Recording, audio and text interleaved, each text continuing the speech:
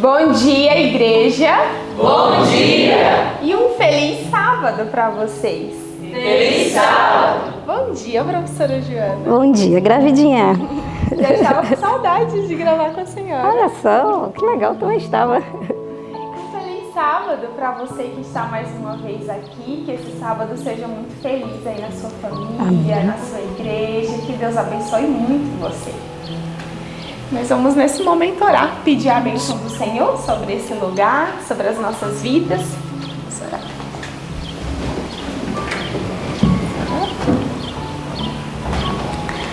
Querido Deus e bom Pai, obrigada, Senhor, por mais uma semana que se finda, pela certeza da Tua presença, pelo sábado abençoado que o Senhor nos proporciona. Ajuda-nos, ó Senhor Deus, a vivermos neste santo dia de acordo com aquilo que o Senhor espera de cada um de nós. Imploramos, Senhor, que ao cantarmos, que ao orarmos, que ao abrirmos a Tua palavra, o Senhor seja glorificado. Que Teu Espírito Santo esteja no meio de nós, em nome de Jesus. Amém. Muito bem, e nós temos um hino de batalha, porque você está em guerra ou não? Sim. Estamos em guerra, e por isso nós somos cristãos valentes que vamos sempre avante. Então você quer cantar isso comigo, Paulinha? Então nós vamos cantar o hino.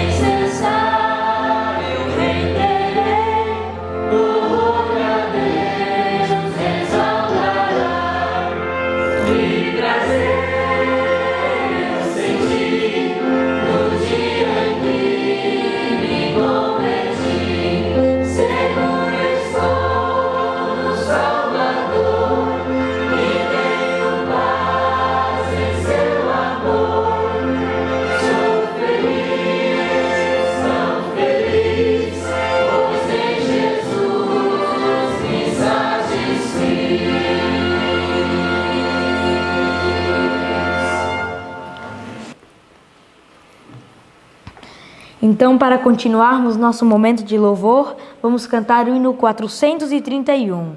Sim, glória haverá no final.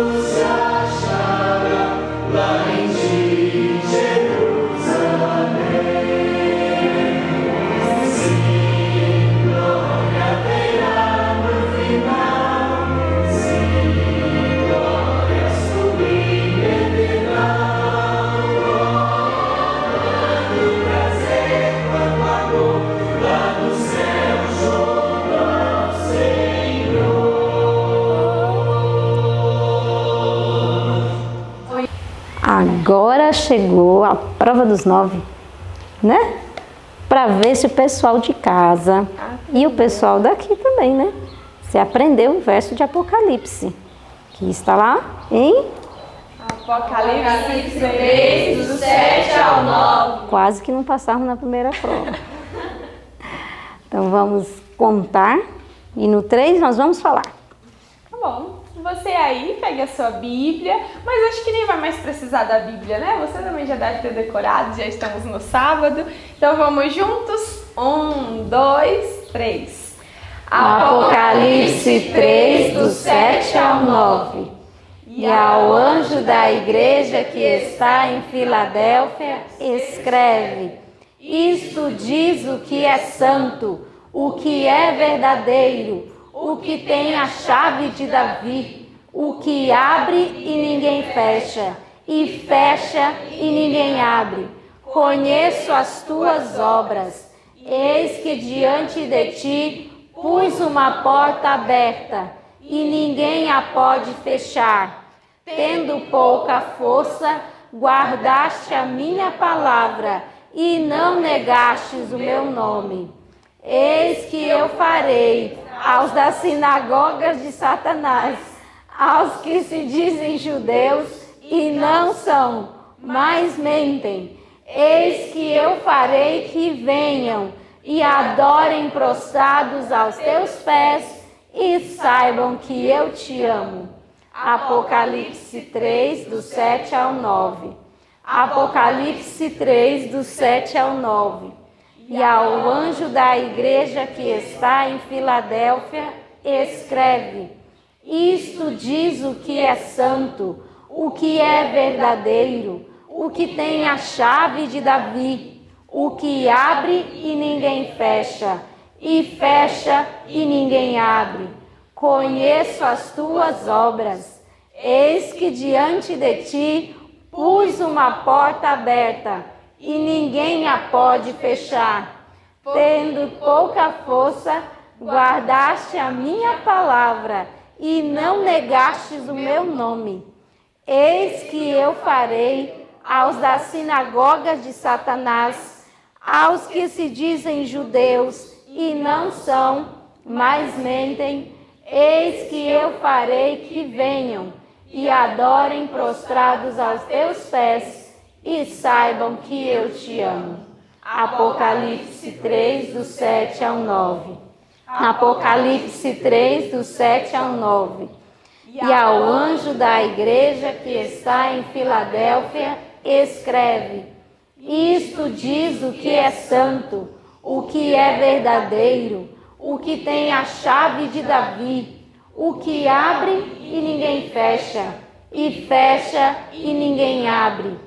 Conheço as tuas obras, eis que diante de ti pus uma porta aberta, e ninguém a pode fechar. Tendo pouca força, guardaste a minha palavra, e não negastes o meu nome. Eis que eu farei aos da sinagoga de Satanás, aos que se dizem judeus e não são, mas mentem. Eis que eu farei que venham e adorem prostrados a teus pés e saibam que eu te amo. Apocalipse 3, do 7 ao 9. E aí? Bem, o povo aprendeu. Passaram na prova? Passaram. Dando glória a Deus? Tá bom, então. Espero que você aí de casa também tenha conseguido decorar. E se não decorou, calma. Vai lá, corre atrás do prejuízo. Bem, E agora? vamos ficar com o nosso estudo. Que Deus abençoe você e a cada um de nós também ao ouvirmos e estudarmos a palavra mais uma vez. Bom dia a todos. Bom dia. Um feliz sábado. Feliz sábado. Feliz sábado, irmã Marisa. Feliz sábado, minha querida. Tudo bem? Tudo bem. Feliz sábado para você também que está em casa. Seja bem-vindo a mais um estudo, né? A mais uma oportunidade que o céu nos deu de abrirmos a palavra do Senhor e meditarmos nas coisas do céu, né? Que coisa importante é fazermos isso toda manhã. Antes de nós iniciarmos o nosso culto, eu queria apresentar pessoas bem legais que estão aqui conosco na nossa casa. Ontem eu apresentei algumas pessoas, né? Mas ontem à noite chegaram mais pessoas para nossa casa. E eu quero apresentar para vocês o irmão Alexandre, a Daniele. Sejam bem-vindos, tá bom? Eles vieram lá de Campina Grande, né? E eles acompanham o ano bíblico. Eles estão lá assistindo, né? A Daniela comentou ontem um pouquinho com a gente sobre como é que tem sido a experiência dela de acordar e meditar na palavra do Senhor. E graças a Deus que esse ano bíblico tem alcançado tantas pessoas, né? Isso é muito bom, porque nós também nos sentimos prestigiados com a presença de vocês aqui, né? Isso nos dá mais, assim, alegria, ânimo para continuar essa obra do Senhor, quando sabemos que temos vocês lá do outro lado nos assistindo e nos dá a honra da sua presença para que nós também possamos te conhecer. É um prazer recebê-los aqui. Ficam à vontade. Muito bem.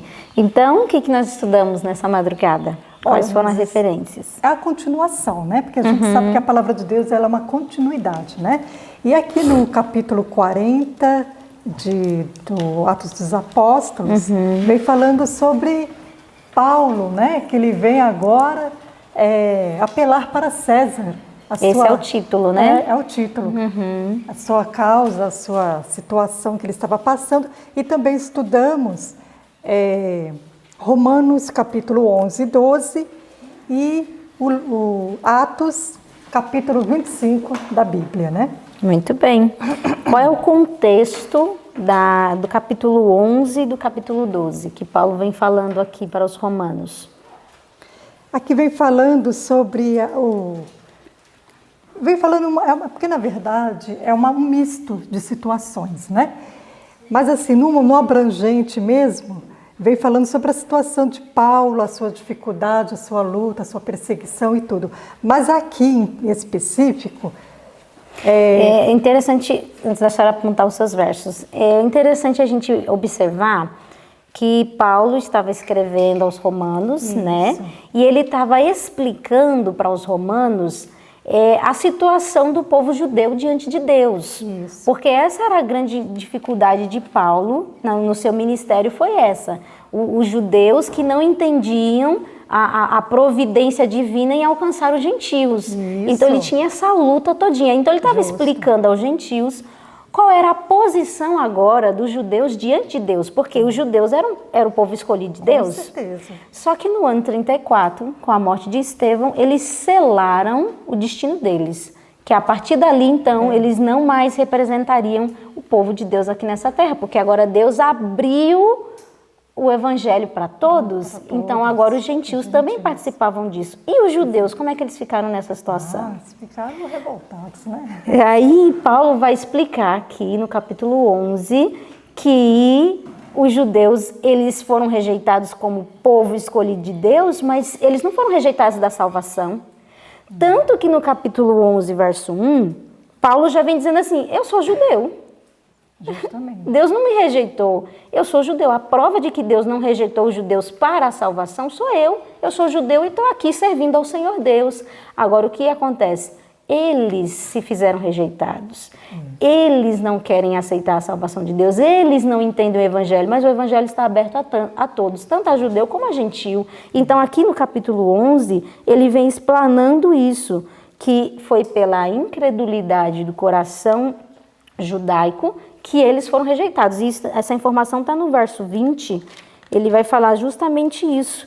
Aqui, capítulo 11, verso 20. Está bem pela sua incredulidade. Vou ler o verso 19 que vai ficar mais claro, né? Ele está explicando aqui sobre os ramos que foram enxertados na videira, né? Aí o verso 19, dirá, pois, os ramos foram quebrados para que eu fosse enxertado. Está bem, pela sua incredulidade foram quebrados. E tu estás em pé pela fé, então não se ensoberbeças, mas teme. Então ele está dizendo, ó, se os ramos da videira foram quebrados pela incredulidade e nós fomos enxertados pela fé, não fique se vangloriando, porque você também pode ser quebrado. Se você sair do trilho, você também será quebrado da videira. Então aqui Paulo expõe que foi justamente pela incredulidade que os judeus deixaram de participar da bênção da salvação. É verdade. Né? E a gente vê também, né, nessa questão que você bem explanou, que a salvação ela é individual. né?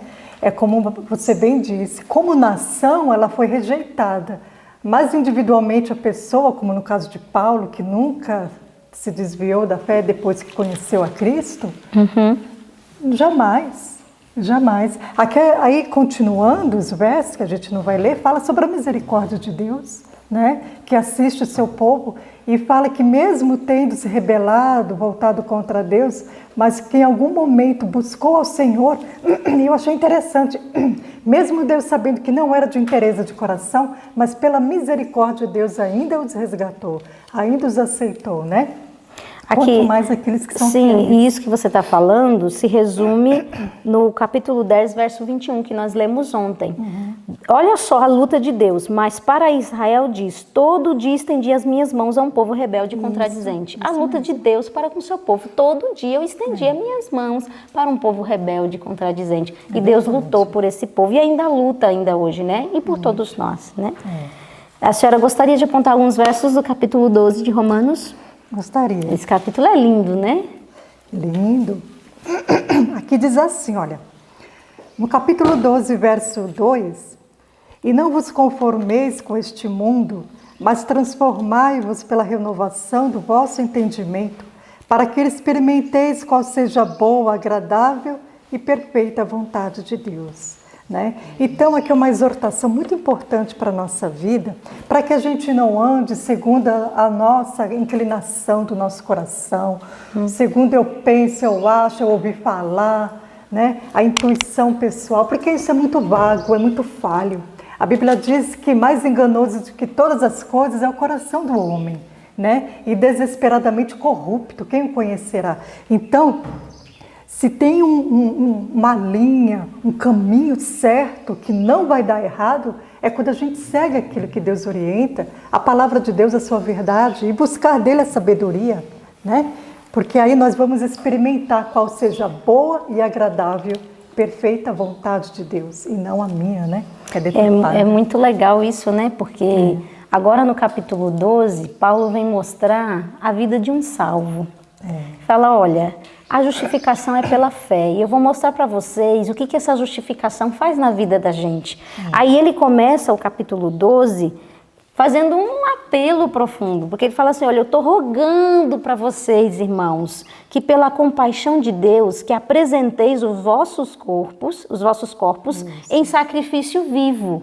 O que Paulo estava querendo ensinar ao povo de Roma, né? Ele estava querendo ensinar, ele estava lembrando o pessoal de quê? Dos sacrifícios. Não imolávamos cordeiro para que fôssemos aceitos diante de Deus? Agora eu quero dizer para você que você é o sacrifício de Deus. Agora você é um sacrifício vivo, não é um sacrifício que precisa ser morto, né? Ele está dizendo, você é um sacrifício vivo. A sua vida tem que ser uma oferta para Deus. Tudo que você tem que ser colocado no altar do Senhor. Tudo que você tem que ser oferecido para a obra do Senhor. Você agora é o sacrifício. E ele diz que esse sacrifício tem que ser santo e tem que ser agradável a Deus. Então não é do jeito que eu quero. Você não pode oferecer a sua vida do jeito que você quer. A sua vida tem que ser oferecida naquilo que Deus pediu de você. E aí ele fala que isso será o vosso culto racional. Então a gente entende que culto não é só vir à igreja, cantar, abrir a Bíblia. Eu estou prestando um culto a Deus. Culto envolve adoração, e a adoração tem que envolver a sua vida. A sua vida tem que ser uma oferta de adoração ao Senhor. E essa adoração tem que ser santa e agradável a Deus. E isso vai influenciar muitas áreas da nossa vida. Vai influenciar aquilo que você come. Porque se você come errado, você contamina a oferta do Senhor, que é o seu corpo, que vai ser o seu culto racional ao Senhor. Se você contempla aquilo que é errado, então você está contaminando esse sacrifício. Então você não vai ser um sacrifício vivo, agradável ao Senhor. Então perceba que isso envolve toda a nossa vida. Quando Paulo está dizendo, você é um sacrifício e tudo que você faz pode contaminar esse sacrifício ou purificá-lo. Então preste atenção nisso. E aí vem o verso que a senhora leu. Ele fala, não se conforme com este mundo. Porque a gente tem a mania, olha só como isso é perigoso. Quando nós começamos nos socializar, né, criar amizade, intimidade, a gente começa a pegar traços e trejeitos, não é? A gente começa a imitar, daqui a pouco a gente está falando igual, né? Fala do mesmo jeito, com aquelas mesmas brincadeiras. Então ele está dizendo, ó, se você se conformar com o mundo, você vai ser igual ao mundo. Não, mas não se conforme não imite as práticas do mundo. Você vê fulano fazendo isso, fulano fazendo aquilo, não coloque isso na sua vida não se conforme com aquilo que é do mundo, mas sedes transformados pela renovação de vosso entendimento. É a mente que tem que ser renovada, tem que ser mudada. E isso só é feito pelo contemplar. Contemplar o quê? Contemplar as coisas de Deus.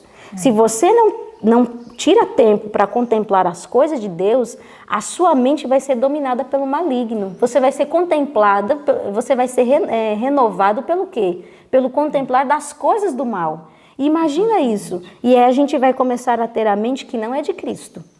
E aí a sua mente vai ser transformada, só que não pela mente de Cristo, pela mente do mundo. Então, renovai a vossa mente para que experimenteis qual seja a boa, agradável e perfeita vontade de Deus. É interessante, né, irmã? Porque assim a gente percebe pela leitura, a explanação que você fez, que não tem como ficar no anonimato, assim, como não ser atingido ou de um lado ou do outro. Sim. Não tem como ficar, olha, eu não vou querer nem um lado nem o outro e fico no neutro. Isso não existe. A partir do momento que você deixa de contemplar a Deus, você está contemplando alguma coisa. Sim. Né? Então é uma coisa muito séria se pensar. Com certeza. Aí agora aqui, a partir dos versos 9 do capítulo 12, Paulo, eu achei extraordinário esses versos e eu fiquei pensando assim, qual deles eu vou falar? Eu falei, vou falar todos? Porque as instruções que estão nesses versos não podem ser passadas por alto. Olha só, a partir do verso 9, ele diz assim, ó, o amor não seja fingido. O amor não seja sem hipocrisia. Tem que ser um amor sincero, verdadeiro. Aborrecei o mal e apegai-vos ao bem. Aí o verso 10, amai-vos cordialmente uns aos outros com amor fraternal, preferindo-vos em honra uns aos outros, que o outro seja honrado e eu que seja diminuído. Olha só o princípio que Paulo está colocando aqui do que é verdadeiramente uma vida cristã. Aí o verso 11 ele diz, ó, não sejais vagarosos no cuidado, sede fervorosos no espírito, servindo ao Senhor. Verso 12, alegrai-vos na esperança, sede pacientes na tribulação, perseverai na oração.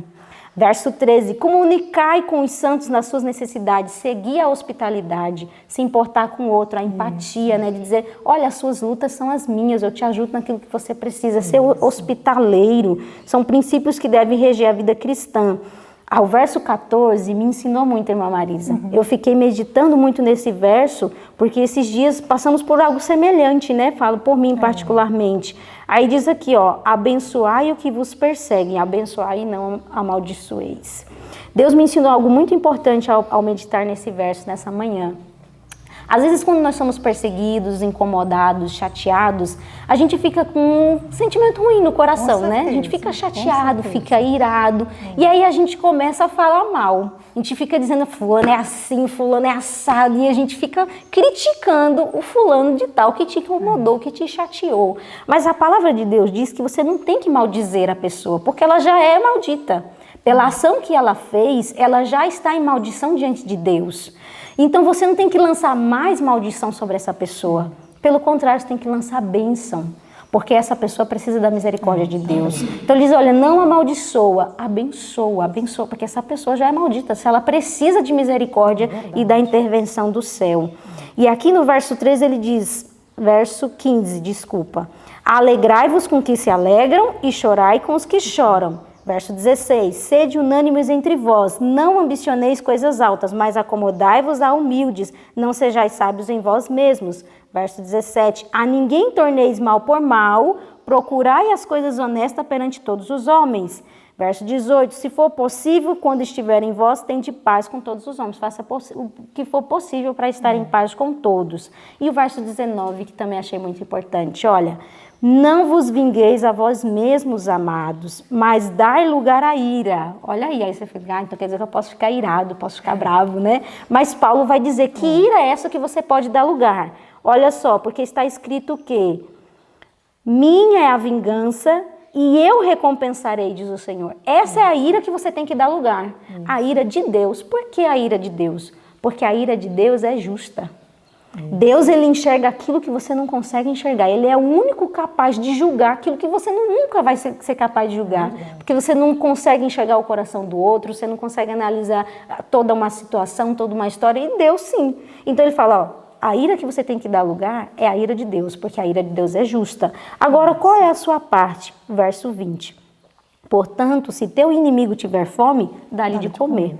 Se tiver sede, dá-lhe de beber. Porque fazendo isto, amontoarás brasas de fogo sobre a sua cabeça. Não te deixes vencer do mal, mas vence o mal com o bem. É assim que você dá um tiro no pé do diabo. É verdade. Porque olha, quando o diabo te afronta, ele espera mesmo que você fique irado e retribua com mal. Porque aí é mal, vira uma cadeia. Aí quando você vence com o bem, você quebrou a cadeia do mal. Aí o diabo fala, eita, não consegui dessa vez ele venceu. É verdade. A única maneira de vencer é retribuindo sempre com o bem, sempre fazendo o bem. Aí você quebra a cadeia do mal. Então, essas orientações que Paulo traz aqui no capítulo 12 são super atuais, que nós precisamos para a nossa vida. E isso diariamente, nós precisamos reler mais capítulo 12 de Romanos, né? Tem muitas orientações importantes para nós. Mas indo para a história de hoje, nossa história sobre Paulo, vamos lá? Vamos. Você quer ver o Atos ou já vamos direto para o livro? Pode ser os dois juntos, né? Os dois tratam da mesma história. Atos capítulo 25. É a mesma história mesmo.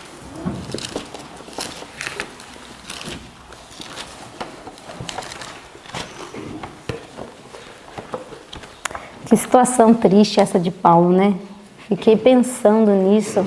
O bichinho já fazia 2 anos que estava preso, né? Por conta do Félix, que ficou lá segurando ele, querendo agradar os judeus e segurando Paulo. E Paulo lá preso já há uns 2 anos. Agora entra Festo no poder.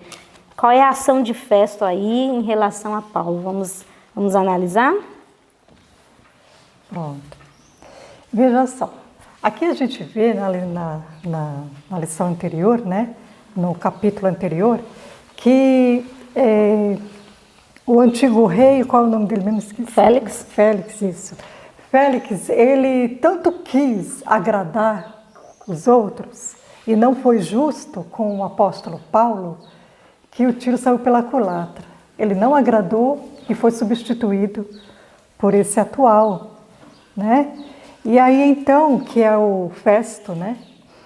E então, o Festo, ele tem em suas mãos toda a situação, né?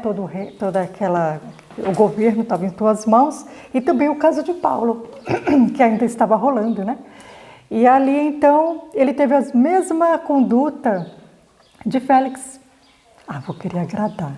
Sabia que havia justiça em Paulo, homem justo, que no que acusaram não tinha fundamento nem para ser preso, quanto mais ser morto.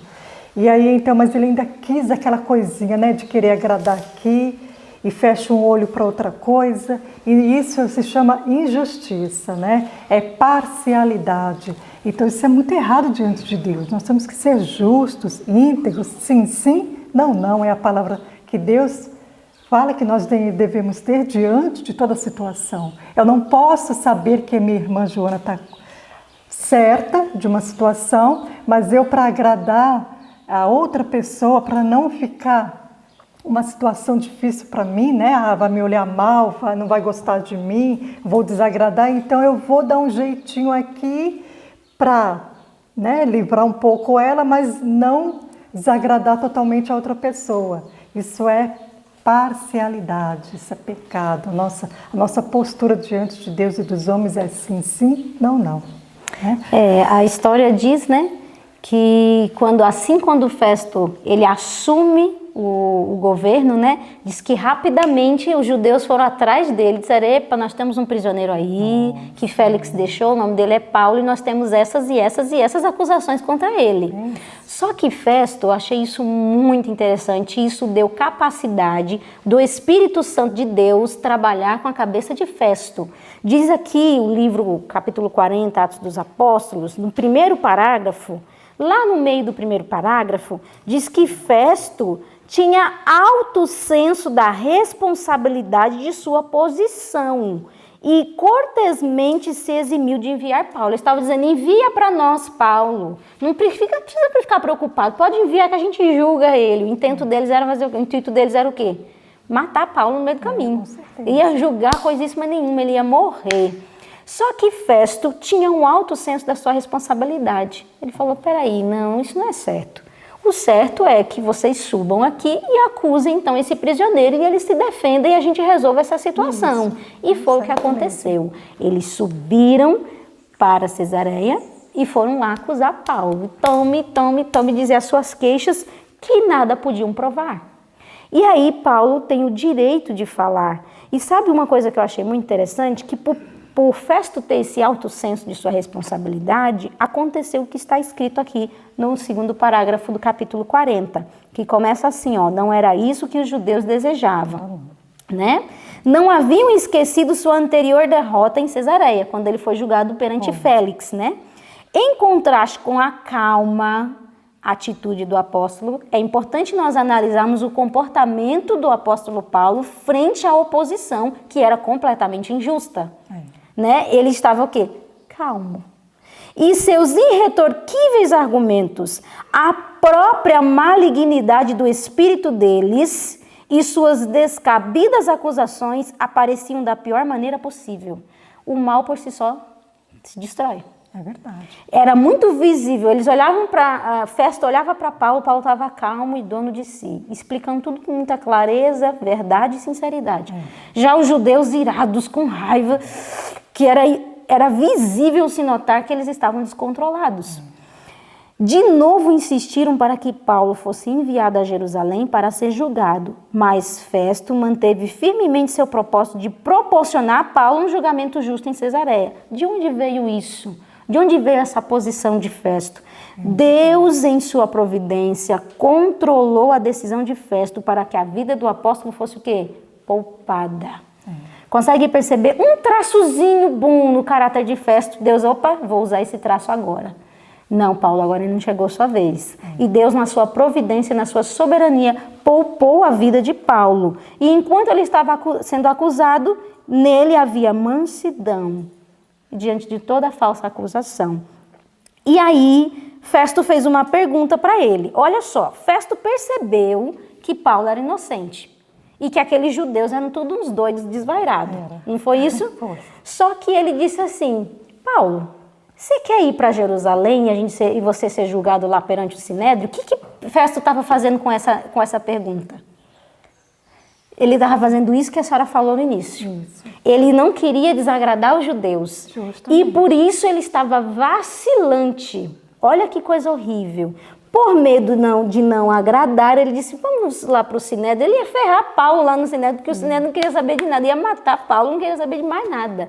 Então ele estava dando a faca e o queijo vegano na mão dos adversários, né? Aí Paulo disse... olha só, Paulo foi muito esperto nessa hora, né? Ele disse, isso não vai dar certo não, se eu for para lá, eles vão me matar. Não ia ter misericórdia. Eu acho interessante que é triste perceber que ele não podia contar com o seu próprio povo. Nossa, isso é muito forte. Ele não podia contar com o seu próprio... Era a pior qualidade de pessoas para ele tratar, era o seu próprio povo. Porque eles estavam ali, rangendo os dentes, como leões, né? Como feras, para engolir ele. E ele falou, se eu for para lá, acabam comigo, eu não vou não. Aí é onde entra o título, né? Ele apela para César. Eu falei, eu prefiro estar no meio dos pagãos, vamos dizer assim, né? Dos gentios, que ainda eu consigo me sair melhor do que ali. Se eu entrar ali, a fera me pega. Agora a gente precisa entender essa frase que a senhora falou. Por que Paulo não podia confiar no seu próprio povo? Olha só o parágrafo que começa, o apóstolo sabia que não podia... Está lá na página 430. E aqui explica a razão por que Paulo não podia confiar no seu próprio povo. O apóstolo sabia que não podia esperar a justiça do povo, que por seus crimes estava atraindo sobre si a ira de Deus. Eles já estavam fora do trilho? Já. Estavam. Sabia que, como o profeta Elias, estaria mais seguro entre os pagãos do que os que haviam rejeitado a luz do céu e endurecido o coração contra o evangelho. O que eles tinham feito? Endurecido o coração, rejeitado a luz que Deus havia dado. Olha, pensa só numa coisa que eu vou dizer para a senhora, irmã Marisa.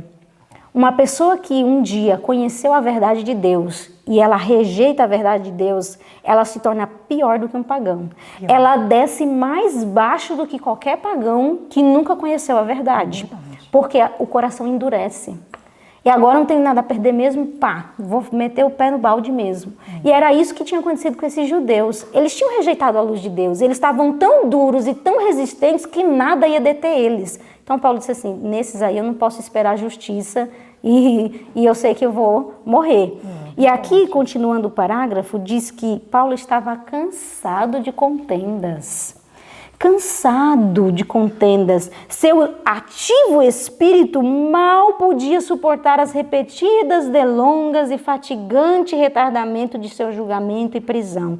Decidiu, pois, valer-se do seu privilégio como cidadão romano e apelar para César. Ele estava cansado. Esse julgamento não acaba nunca. Já faz 2 anos que eu estou aqui preso. Eu poderia estar aí trabalhando para Deus. E eu estou aqui perdendo meu tempo com vocês. Eu imagino a angústia do coração de Paulo. Alguém que sempre viajou, que sempre estava pregando, que sempre estava ativo, fazendo a obra de Deus, agora preso e ainda sendo julgado. E julgado de novo, e julgado de novo. E aquela coisa entediante, chata. Falando, não aguento mais não. Vamos resolver logo isso, eu quero ir para César.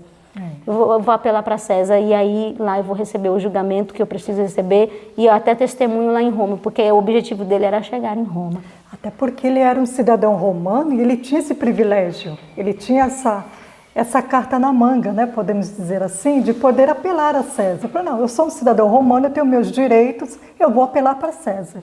E assim foi feito, né? Exato.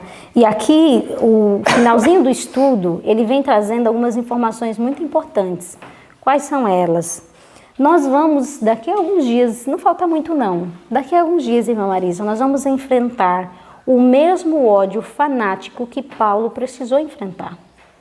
Porque, veja só, aqui no próximo parágrafo vai dizer, aqui mesmo na página 430, no parágrafo que começa, assim foi que uma vez mais, por causa do ódio nascido do fanatismo e da justiça própria, um servo de Deus volta-se para os pagãos em busca de proteção. O que seria isso, um ódio nascido do fanatismo? Você pode observar, o fanatismo ele é uma parte da verdade que ficou louca. É o excessivo, é o excesso daquilo. Então, geralmente, quando você observa uma pessoa que entrou nesse tipo de situação, você vai ver essa pessoa, ela é brava, irritada, chateada, e ela tem um olhar assim, né, de eu sou santo, você é pecador, né? Então, esse tipo de situação nós vamos enfrentar de novo. Onde diz que o certo parecerá errado e o errado parecerá certo. E nós vamos precisar de muita coragem e firmeza para permanecer pelo que é certo. E eu fico pensando quando muitas vezes nós caímos em coisas tão pequenas, sendo que nós enfrentaremos coisas tão grandes pela frente. Nós estamos sendo treinados agora, ou treinados para vencer, ou treinados para perder. Se nós não temos firmeza moral para ficar pelo que é certo, porque fulano me olha feio, fica chateado comigo, e porque não sei o quê, a gente não vai ter firmeza de ficar pelo que é certo quando tiver que decidir entre as coisas de Deus e as coisas do diabo. A gente não vai ter essa firmeza. E aqui o parágrafo que começa, todo o que nesse dia mau se dispuser a servir a Deus, porque o que nós vamos ter que enfrentar? O orgulho, o fanatismo, o formalismo, o egoísmo, a opressão, diz que a mesma dureza de coração e a mesma determinação cruel e o mesmo ódio inflexível, nós vamos ter que lidar com isso. Aí aqui diz, ó, no parágrafo que eu apontei para vocês, todo o que nesse dia mau se dispuser a servir a Deus com destemor, segundo os ditames de sua consciência, necessitará de quê? Coragem, firmeza do conhecimento de Deus. Você vai ter que estar muito firme naquilo que você crê. Mas muito firme, você não vai poder ter uma dúvida, porque se tiver uma dúvida, você não vai lutar não, você vai arriar, você vai dizer, talvez não seja assim mesmo. Então, aqui diz que a gente tem que ter firmeza do conhecimento de Deus e de sua palavra, pois os que forem fiéis a Deus serão perseguidos, seus motivos impugnados, desvirtuados seus melhores esforços e seus nomes repudiados como um mal. Pensa na situação que nós vamos viver. Satanás trabalhará com todo o seu poder enganador para influenciar o coração e escurecer o entendimento, a fim de que o mal pareça bem e o bem mal. quanto mais forte e mais pura a fé do povo de Deus, e mais firme sua determinação de obedecer-lhe, tanto mais ferozmente procurará Satanás instigar contra eles a ira daqueles que, embora se declarando justos, tripudiam sobre a lei de Deus. Requererá a mais firme confiança, o mais heróico propósito, reter firme a fé que uma vez foi entregue aos santos. Nós passaremos por situações muito difíceis, onde seremos odiados. Até as coisas boas que você fizer vai ser apontada como coisa ruim. As pessoas não vão querer nem saber do nosso nome, elas vão nos detestar. E tudo que envolver a gente vai ser uma coisa assim que vai levantar um ódio inflexível. E nós vamos ter que permanecer pelo que é certo, porque é certo, enfrentando esse tipo de situação, assim como Paulo também enfrentou. Então, hoje é o nosso treino. Agora nós estamos nos preparando para a derrota ou para a vitória. E nós precisamos pensar nisso que o Senhor Deus apontou para a gente nessa manhã, nesse estudo. E o que me assusta nisso tudo é a gente pensar que será do nosso meio que o inimigo vai trabalhar. É isso que assusta, porque às vezes a gente fala em perseguição, em inimigo e tudo, a gente tem a tendência de pensar que são os lá de fora. E não é, porque da mesma forma como Paulo teve que enfrentar tudo isso dentro da igreja. Porque dentro do povo de Deus tem o joio e tem o trigo. Exato. Justamente, nós também iremos ter que enfrentar essa situação e são as armas mais poderosas que o diabo tem. Porque às vezes o adventista sabe quem é adventista, sabe como é a nossa vida, sabe tudo, e ali é onde ele vai entrar com toda a força, né? A nossa luta deve ser lutar para ser trigo, né? Porque Isso. Quem é que sabe quem é joio, né? Nós temos que lutar para ser trigo. E preparados ou não, enfrentaremos essa crise. Que o Senhor Deus nos ajude hoje a vivermos em conformidade com a lei do Senhor. Que Ele nos ajude hoje a andarmos em retidão, em contrição, em busca do céu. Porque aí sim estaremos sendo treinados e preparados para estarmos em pé naquele grande dia. Amém. Que o Senhor Deus nos abençoe e vamos finalizar com uma oração. Santo Deus, eterno Pai, obrigada, meu Deus, por mais esse estudo, por mais esse esclarecimento que nós recebemos de Ti. E um alerta, meu Deus, para que nós possamos nos preparar, que possamos verdadeiramente, meu Deus, estar aos Teus pés, buscando conhecimento, buscando a Tua verdade, buscando a unção do Espírito Santo nessa caminhada tão árdua, tão difícil, mas sabemos que o Senhor está ao nosso lado. Obrigado pelo Teu amor, pela Tua graça e pela Tua providência, Senhor.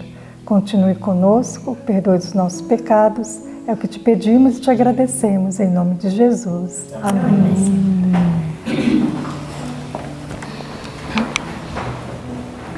Muito bem. E para o estudo de amanhã, nós veremos com o título quase perdido, né? Nós vamos ver Paulo se defendendo diante de Agripa e Berenice. Que você não perca o estudo de amanhã. Que Deus te abençoe. Amém. Até amanhã.